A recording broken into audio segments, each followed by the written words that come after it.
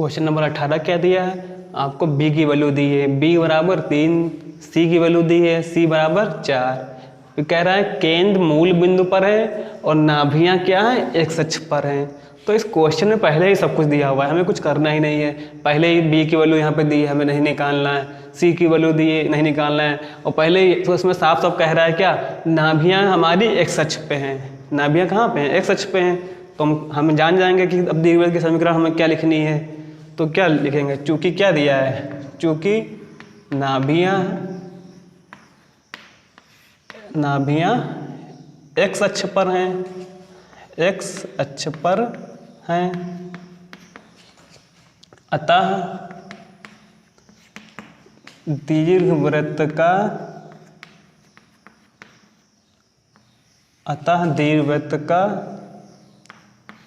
समीकरण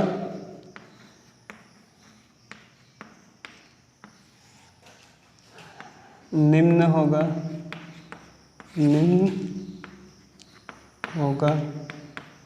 तो जब नाभियां हमारी एक्स अक्ष पे होती हैं तब दीर्घवृत्त का समीकरण क्या होता है, X square upon A square plus Y square upon B square बराबर 1। ये हो गई आपकी समीकरण फर्स्ट। तो क्वेश्चन में क्या दिया था, बी दिया है, सी दिया है, और क्या कह रहा है, नाभियां एक्स अक्ष पे है। नाभियां जब एक्स अक्ष पे है तो हमारा फार्मूला क्या हो जाएगा, ये। अब हमें देखिए क्या दिया है, b बराबर 3 दिया है, b बराबर 3 दिया है, c बराबर क्या दिया है, 4 दिया है। हमें क्या चाहिए होता है, a और b चाहिए होता है, b तो दिया है, c दिया है, a नहीं दिया है, यहाँ पे a निकाल लेंगे। तो c स्क्वायर बराबर a स्क्वायर माइनस का b स्क्वायर, c की वैल्यू 4 स्क्वायर बराबर a स्क्वायर माइनस b की वैल्यू 3, तो 3 का स्क्वायर आ जाएगा। तो इसका स्क्वायर करेंगे 16 आ गया, a स्क्वायर माइनस का 9 आ गया। अब a स्क्वायर बराबर क्या हो जाएगा, 16 प्लस 9, तो a स्क्वायर बराबर कितना आ गया हमारा, 25। a की वैल्यू आ गई। अब क्या करेंगे, a और b की वैल्यू समीकरण फर्स्ट में रख देंगे और हमारा दीर्घवृत्त का समीकरण आ जाएगा। तो यहाँ पे लिखेंगे a और b के मान समीकरण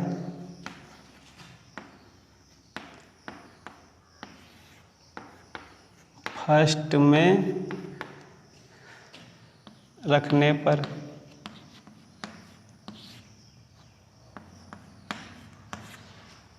समीकरण फर्स्ट में रख दीजिए a और b के मान।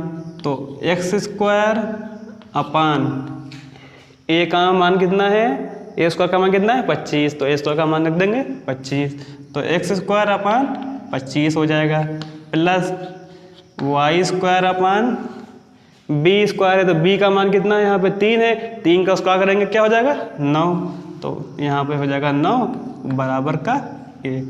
ये हमारा हो गया आंसर। सबसे इजी सवाल आपके एक्सरसाइज का यही था। b का मान भी दिया, c का मान दिया, कह रहा है नाभियां एक्स अक्ष पे है, नाभियां एक्स अक्ष पे हैं, तो दीर्घवृत्त का समीकरण क्या हो जाएगा हमारा, x square upon a square plus Y square upon b square बराबर 1 हो गया। b दिया है, c दिया है, हमने a निकाल लिया और a और b की वैल्यू हमने समीकरण फर्स्ट में रख दिया और आपका दीर्घवृत्त का समीकरण आ गया। अगला क्वेश्चन है क्वेश्चन नंबर 19। इसमें क्या कह रहा है, केंद्र दिया है 0,0 पर दीर्घ अक्ष y अक्ष पे है। क्या कह रहा है, हमारा दीर्घ जो अक्ष है वो y अक्ष पे स्थित है, और क्या कह रहा है, बिंदुओं 3,2 और 1,6 से होकर जाता है। तो यहाँ पे क्या कह रहा है, सबसे पहले हम जानते हैं कि हमारा कौन सा अक्ष है, तो अब क्या जानते हैं, तो इसमें क्या लिखा है, दीर्घ अक्ष हमारा y अक्ष पे है। तो लिखेंगे चूंकि दीर्घवृत्त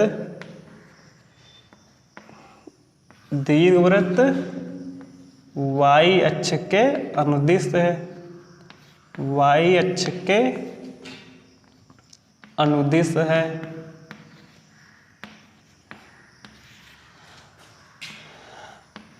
अतः दीर्घवृत्त का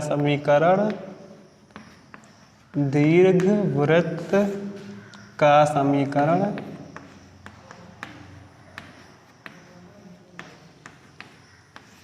निम्न रूप में होगा, निम्न रूप में होगा। तो जब हमारा दीर्घवृत्त होता है वाई अक्ष पे स्थित होता है, अनुदिश होता है, तो हमारा समीकरण क्या होता है, X square upon B square plus Y square upon A square बराबर 1। ये हो गई हमारी समीकरण फर्स्ट। तो फिर से क्वेश्चन एक बार देखते हैं। क्वेश्चन में क्या दिया था, दीर्घ अक्ष वाई अक्ष पे स्थित है। तो जब वाई अक्ष पे स्थित है तो हमारा दीर्घ अक्ष का समीकरण ये हो गया। उसके बाद क्या दिया है, बिंदुओं 3,2 और 1,6 से जाता है। यही चीज़ समझनी है आपको, ये लाइन समझनी है। क्या कह रहा है, बिंदुओं 3,2 और 1,6 से जाता है। कौन जाता है, जो ये दीर्घवृत्त का समीकरण हमारा जो आया, ये कौन से बिंदु से जाता है, 3,2 और 1,6 से होकर जाता है। जब ये 3,2 और 1,6 से होकर जाता है तो ये बिंदु होंगे क्या, इसको संतुष्ट करेंगे। यानी एक्स और वाई की जगह पे एक बार 3,2 रखेंगे और एक बार 1,6 रखेंगे। तो यहाँ पे अच्छे से समझ लीजिए क्या, ये जो हमारा समीकरण है ये हमारा बिंदुओं 3,2 और 1,6 से होकर जा रहा है। तो यहाँ पे क्या लिखेंगे, समीकरण फर्स्ट बिंदुओं 3,2 और 1,6 से होकर जाता है, अतः ये बिंदु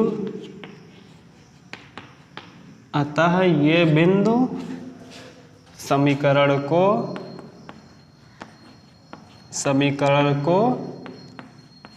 संतुष्ट करेंगे। तो सबसे पहले हम एक्स और वाई की जगह पे 3,2 रखेंगे। तो यहाँ पर रख दीजिए। तो एक्स की जगह पे क्या रखेंगे, 3। तो हमारा क्या हो जाएगा, 3 का square upon B square plus y की जगह पे क्या रखेंगे, 2 रखेंगे। तो यहाँ हो जाएगा 2 का स्क्वायर अपान ए स्क्वायर बराबर का 1। अब इसको सॉल्व कर लेंगे तो क्या हो जाएगा, 3 तिया 9 अपान B square plus 4 upon A square बराबर 1। ये हमारा क्या बन गया, समीकरण सेकेंड बन गया। अब इसी तरह हम ये वाला मान रखेंगे, 1,6 रखेंगे यहाँ पे। तो एस यहाँ पे 1 रखेंगे तो क्या हो जाएगा, 1 का square upon B square plus y की जगह क्या रखेंगे, 6 रखेंगे यहाँ पे। तो हो जाएगा 6 का स्क्वायर अपान ए स्क्वायर बराबर का 1।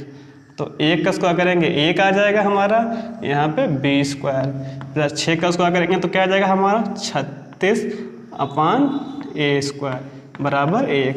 ये क्या आ गया, हमारा समीकरण थर्ड आ गया। इतनी बात सबको समझ में आई। हमने क्या किया, जो क्वेश्चन कह रहा था, जो बिंदुओं 3,2 और 1,6 से ये समीकरण होके जाता है, अभी समीकरण होके जाएगा तो ये जो बिंदु की वैल्यू होगी वो इसमें रख देंगे। तो एक बार हमने क्या 3,2 रख दिया, उससे समीकरण सेकंड आ गई।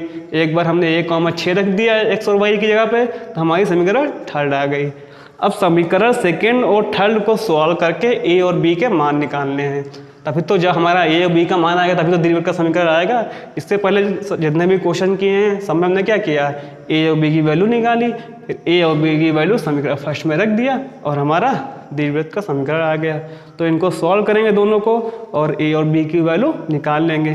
तो यहाँ पे देखिए, दो समीकरण सॉल्व करने के लिए क्या करते हैं, हम कोई एक पक्ष को पूरा काट देते हैं। तो कोई एक पक्ष पूरा आपका कैंसिल होना चाहिए, कटना चाहिए। तो यहाँ पे देखिए 9 अपान बी स्क्वायर है प्लस 4 अपान ए स्क्वायर है, यहाँ पे 1 अपान बी स्क्वायर है। तो अगर देखिए समीकरण सेकेंड थर्ड को हम 9 से गुणा करते हैं तो ये वो क्या बन जाएगा, 9 अपान बी स्क्वायर बन जाएगा, प्लस इसकी 9 से गुणा हो जाएगी, इसकी 9 से गुणा हो जाएगी, तो हमारा बी वाला पार्ट कट जाएगा। तो समीकरण थर्ड में 9 से गुणा करके सेकेंड में घटा देंगे, तो ये पार्ट कट जाएगा हमारा। सॉल्व कर लेंगे। तो अब यहाँ का क्या करेंगे, समीकरण थर्ड में 9 से गुणा करके सेकेंड से घटाने पर क्या लिखेंगे, समीकरण थर्ड में 9 से गुणा करके सेकंड में समीकरण सेकंड में घटाने पर, समीकरण सेकंड में घटाने पर। तो यहाँ पे समीकरण थर्ड को 9 से गुणा करना है, अब इसको सेकंड से घटा देना है। तो सबसे पहले सेकंड को ऊपर लिख लेंगे, 9/b² प्लस 4/a² बराबर 1 हो गया। ये आपकी समीकरण थर्ड ही रहेगी। अब इसको क्या करना है, इसको भी हमको 9 से गुणा करना है, समीकरण थर्ड को 9 से गुणा करना है। तो आ जाएगा हमारा 9/b²। यहाँ पे गुणा कर देंगे तो क्या आ जाएगा 9/b² प्लस, अब 9 को 36 से गुणा करेंगे तो क्या आ जाएगा हमारा 6 9 54 के 4, हासिल आएगा हमारा 5 और 9 3 27, 27 और 5 32। यहाँ पे आ गया हमारा 32/a² बराबर, यहाँ भी 9 से गुणा होगी, 9 एकम 9। तो ये पूरी समीकरण को हमने गुणा कर दिया। ये सेकंड थी और ये आपकी थर्ड है। अब क्या करेंगे, जैसे हमने ऊपर लिखा क्या घटाना है, तो इसको हम घटा देंगे। तो हमारा ये पूरा प्लस का है, ये पूरा माइनस का है, तो ये दोनों कट गया। हमारा क्या बचा, प्लस का क्या बचा हमारे पास 4/a² और ये बचा हमारा माइनस का, घटा रहे ना तो माइनस का लेंगे, 324/a² बराबर का, इधर क्या बचा हमारा 1 बचा और माइनस का 9 बचा। अब यहाँ पे a² हम एलसीएम ले लेंगे तो क्या हो जाएगा a², यहाँ 4 माइनस 324 आ जाएगा। यहाँ पे क्या बचेगा माइनस का 8 बचेगा।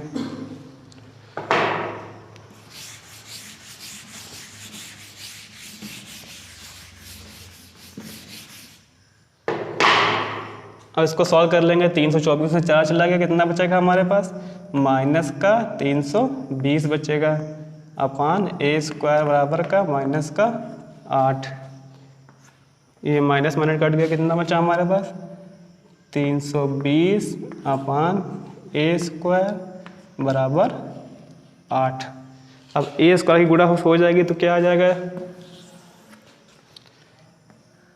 8a² बराबर हमारे पास क्या आ गया 320, a² बराबर 320/8। अब यहाँ पे काट दीजिए, 8 कम 8, 8 को 32 और 1 0 आ गया। तो a² की वैल्यू क्या आ गई हमारे पास 40। ये आ गए अब a की वैल्यू हमारे पास। अब हमें क्या निकालना है b की वैल्यू निकालना है। जब a और b दोनों की वैल्यू आएगी तभी इसको हम द्विघात के समीकरण में रख पाएंगे। तब a की वैल्यू हमारे पास ये आ गई, अब b की वैल्यू निकालने के लिए क्या करेंगे, आपके पास 2 समीकरण उपलब्ध हैं, कौन सी सेकंड है और थर्ड है। तो किसी दोनों में से किसी एक में a की वैल्यू रख दीजिए तो आपको b की वैल्यू आ जाएगी। तो समीकरण सेकंड में रख दीजिए, तो लिखेंगे क्या a² का मान समीकरण सेकंड में रखने पर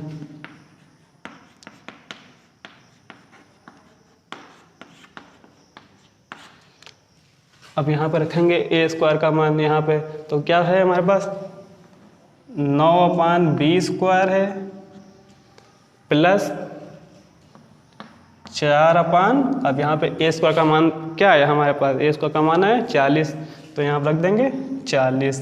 अब बराबर में क्या है, बराबर में 1। अब इसको सॉल्व कर लेंगे, b का मान निकालेंगे, तो 9/b² बराबर 1 और यहाँ पे इसको काट दीजिए, 4 एकम 4, 4 दाम 10, तो 1/10 आया। इसको पक्षांतर कर देंगे 1/10 माइनस का, फिर सॉल्व करेंगे 9/b² बराबर 10 एलसीएम लेंगे, 10 - 1 यहाँ पे क्या आ जाएगा 9/b² बराबर 9/10। अब यहाँ से 9 पे काट दीजिए, b² बराबर क्या आ जाएगा 10। ये हमारे दोनों मान आ गए। तो सबसे पहले जो क्वेश्चन दिया था उसमें हमारे क्या दिया था, कह रहा था दीर्घवृत्त का समीकरण 2 बिंदुओं से जाता है, तो वो 2 बिंदुओं से गया। उसके बाद क्या आया, हमारी 2 इक्वेशन बन गई, एक समीकरण सेकंड बन गया, समीकरण थर्ड बन गई।